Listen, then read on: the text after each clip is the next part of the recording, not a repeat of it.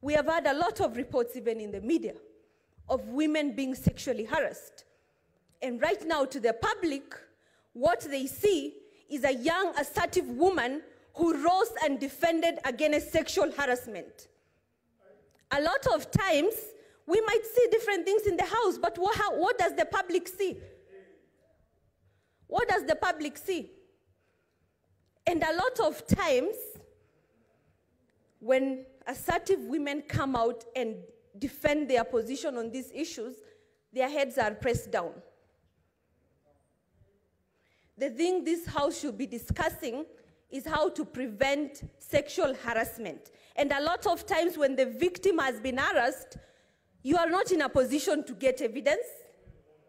Things flow and you don't have evidence.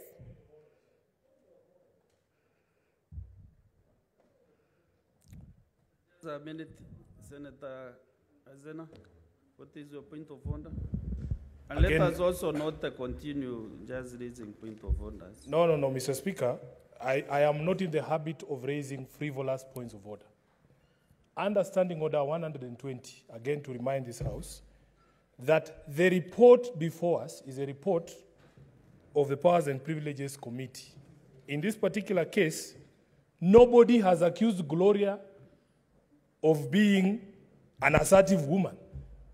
Nobody has accused her of lack of proper expression. We are not saying she cannot express herself. She's one of the most eloquent senators in this House. The report of the House is very simple. She made allegations. She needed to substantiate. She failed to substantiate. There are consequences of dragging people's names through the mud, and then you don't say it. You don't come here to lecture us about, sexual this, sexual that. Show us the evidence. Show us the evidence. Nobody is interested in sexual advances here. Senator Sifuna. Senator Sifuna, you know you cannot put exact ones that any senator should use in this House. As long as she is contributing on this particular matter. She is contributing on this particular matter.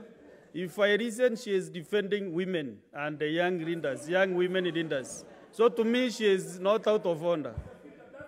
Senator Hezena, proceed and conclude your minutes. Thank you, Mr. Speaker. This is exactly what happens when young women are assertive in this country. And it is time, Mr. Speaker, some people, I am. Honourable members, Senator Hezena, I am, and I have the right to be heard. Because, Mr. Speaker, protect me, Mr. Speaker. To get to the floor. Protect me, Mr. Speaker, from people exhibiting chauvinism, male chauvinism. Senator Hezena, stop and raising members. Just proceed and conclude your contribution.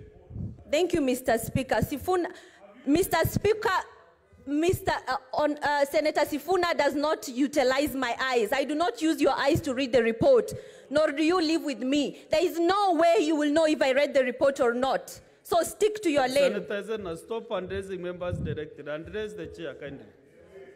Thank you, Mr. Speaker. Mr. Speaker, as I continue, like I reiterated, that what we need to discuss in this House is how to protect people and young women especially from sexual harassment. Why? Because a lot of times when these allegations are made or we have cases like this, a lot of times it's thrown under the bus because there is no evidence. And in a lot of instances when this is happening, you do not even have time to get evidence.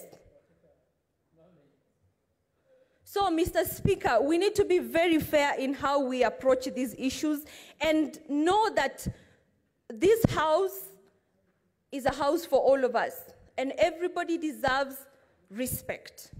I do not agree with the insults labeled against our fellow colleagues, but at the same time, you do not see every problem. When you have a hammer, you see every problem as a nail. We must not use hammers to correct or guns to deal with very small problems. Thank you, Mr. Speaker. Thank you.